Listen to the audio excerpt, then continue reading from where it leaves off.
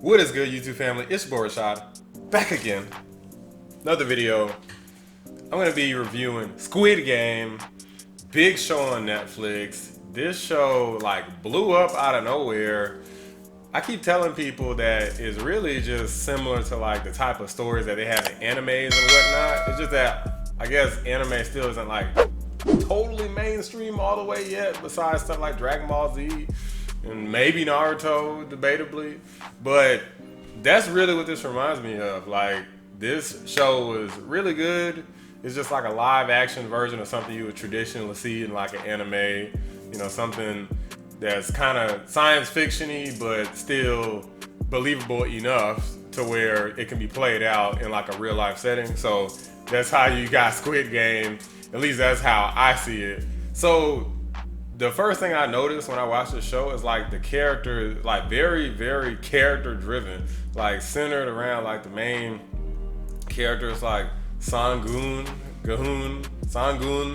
I don't know how to say like everybody's name, so I'm gonna like nickname characters and stuff. So centered around him, he's a total freaking doofus. Sometimes he's so much of a doofus, it's like hard to watch. I'm like, oh my god, this dude is a freaking loser.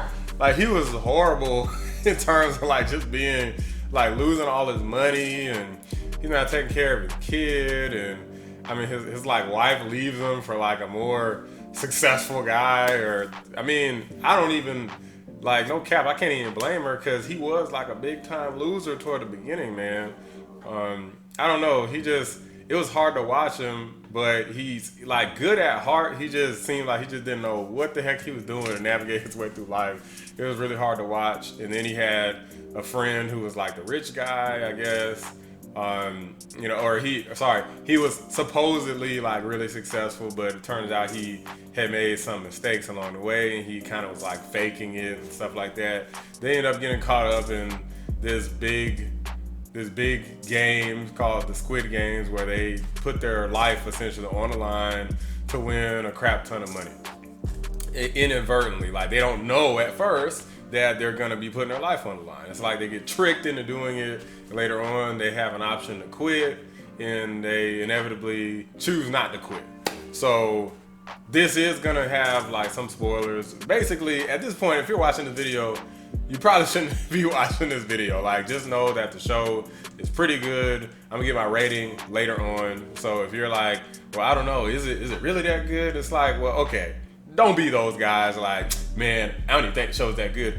It's good, okay? Like, it may not be the best thing that's ever been made in human history, but if you watch the show, most likely you're gonna enjoy it if you enjoy these types of shows, I guess.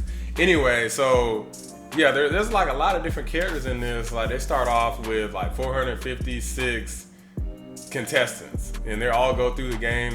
First game happens. It takes like forever to get through the first episode. Eventually they make it through, make it to red light, green light. They think it's just gonna be some game. If they lose, they're out. And dude freaking gets blasted through the chest with a gun immediately, and everybody starts taking off running, and they pretty much wipe out like half the freaking people right there.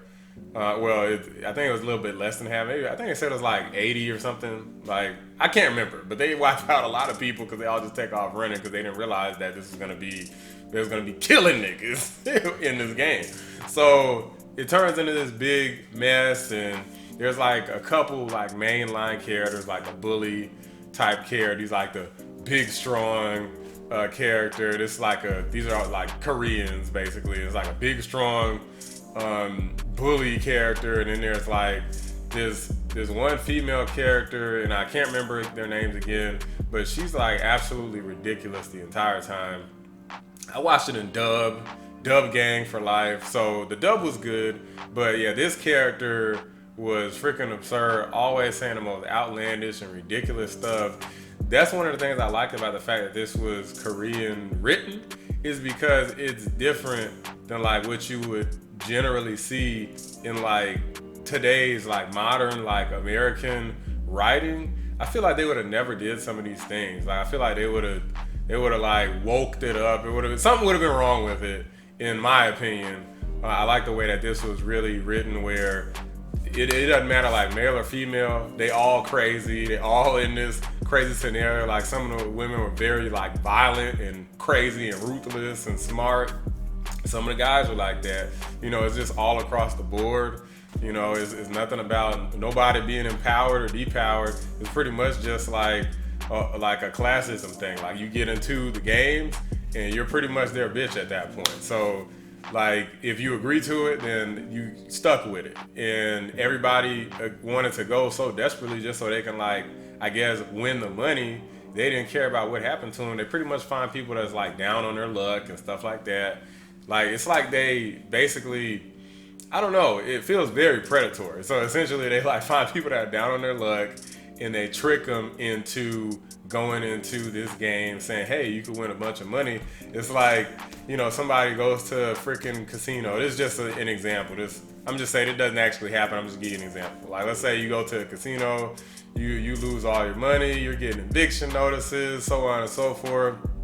You know, like people coming after you, people knocking on your door, calling you, saying, hey, you owe us money, pay us or else, threatening your family, all this stuff. And then suddenly you get like a knock on your door and then you hear like a slide, right? Like you're thinking it's like the freaking menu from a Chinese restaurant. Somebody slid through your door or something, but you go back and you look under your doorstep and you just see this car with a circle, a triangle, and a square on it. You're like, what the hell is this? Like stuff like that happens toward the beginning. So that's kind of how they get people into the games. It's like just really freaking crazy. Like all the guys in the Squid Game, they have like these masks on, like all the, you know, officials running the game, they had like the masks on with the circles, triangle, and the square. Then you have the front man who's got this weird like polygonal type mask. Like none of that makes any sense. It just kind of adds to the ambiance and mystery. And they got this cool, really cool music. It goes do, do, do, do, do, do, do, do. Like the way that they did that was freaking perfect. It puts you, it almost puts like a freaking knot in your stomach when you hear that music because you know some horrible shit is about to go down. You know what I mean? So I freaking really love the feel of this. And then all the games they play. So again, it's gonna be like spoilers. So the first one was red light, green light. I think I already talked about. The next one was like a game where they had to break out these cookies. That one was just that was just a cheap game. But I think that was like one of the more, I guess, throwaway games. But I think it really freaking got interesting. A lot of people mention like the marble game. I do think the marble game was a kind of like a turning point in the series. It's kind of like, okay, you got all these characters. Now it's time to pretty much get rid of like most of them. And I felt really bad because there was so much treachery. Like one of the characters I didn't mention was Ali.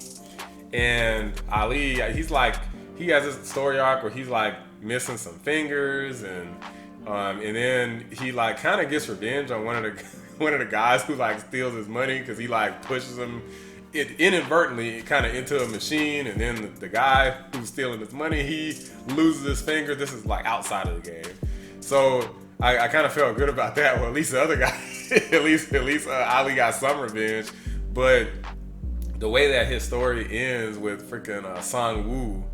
I remember like this is like one of the saddest parts of the entire series, is because Sang Woo basically took advantage of Ali's like naivety, right? He was like, yeah, we're gonna win this game together, blah blah blah, and they're playing a marble game, and you know, Ali's winning the game. So Sang Woo, he gets desperate and he kind of starts begging and saying, oh, there's a way we can both win. He starts saying all these different things, and he inevitably tricks Ali. And when I first saw this, I thought this was stupid. I was like, Ali is gonna die right here because he's just too naive. His buddy's gonna trick him some kind of way, take all his marbles, and that's exactly what he did.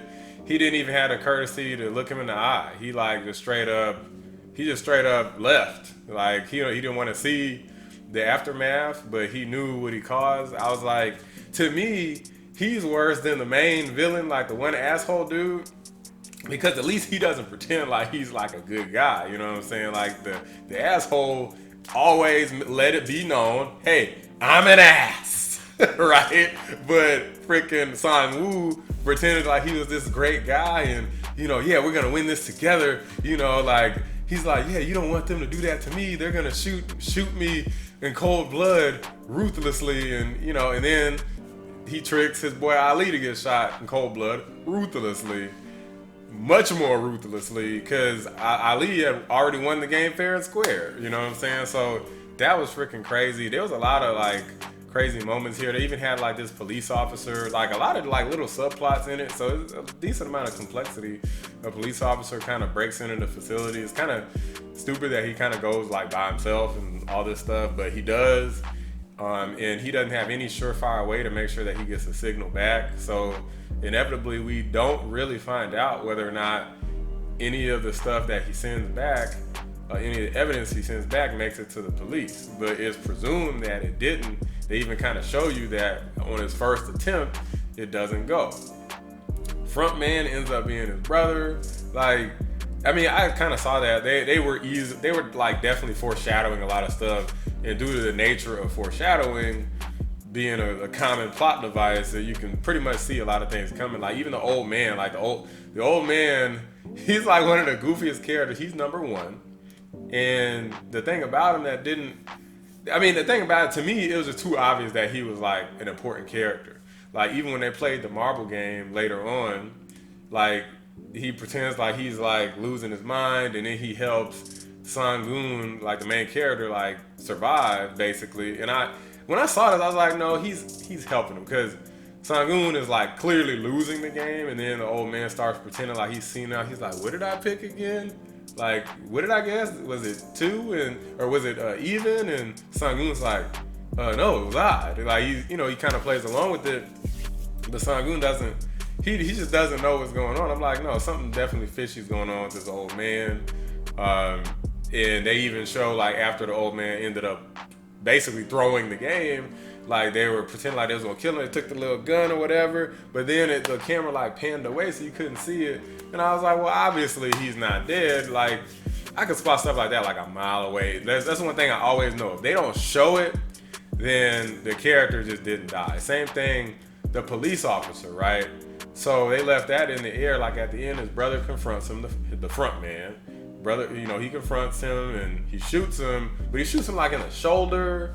It's like kind of in the shoulder type area, chest, like upper chest, upper pectoral type area, kind of shoulder-esque, and then he falls in the water. So in theory, if he just by himself, then yeah, he's not gonna make it. He's been shot, he fell in water. But you never know. They could have rescued him or something later. Like somebody else could have grabbed him. I mean, you never know what the hell could have happened. So my bet is that he's still alive. Okay, he's gonna come back. The old man, he ended up dying. So I'm gonna jump to the ending real quick.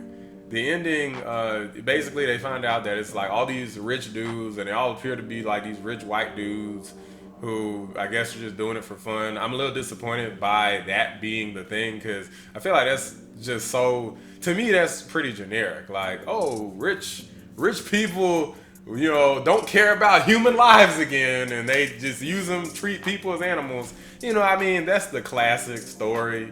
I don't know. I guess I just wish there was something a little bit different. That's like maybe a personal taste thing for some people who were maybe a little bit less used to the fact that that's pretty much human history already, and they've already done it in real life in other TV shows and stuff like that. Like, the rich people playing with people like they're, livestock or something.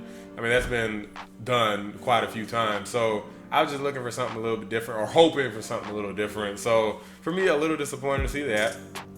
And then also the old man, of course, they finally reveal it. They wait till the last freaking possible minute. It's like the last 10, 20 minutes of the final episode where they finally reveal that the old man was like a big part. He was like the host of the Squid Games there in Korea. And it took so long, and then even after that, he kind of still doesn't really explain like what the hell's going on.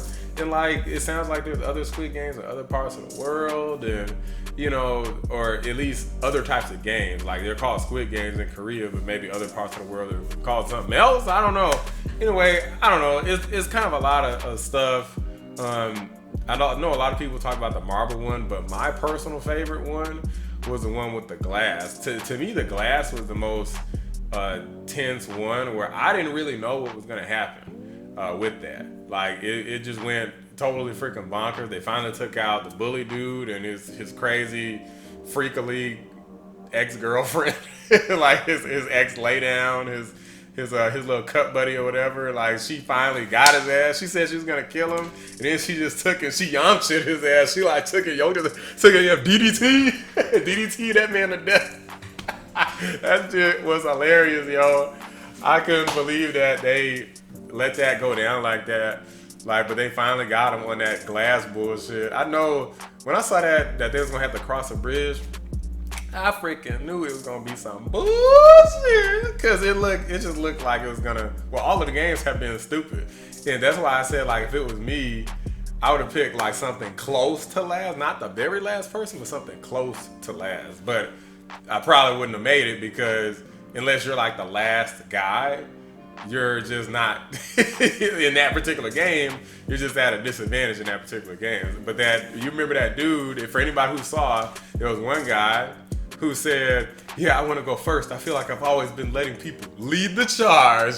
And I'm like, bitch, you feel like you made a damn mistake after that one. Because you fucking led the charge straight to your death. And everybody else after you pretty much.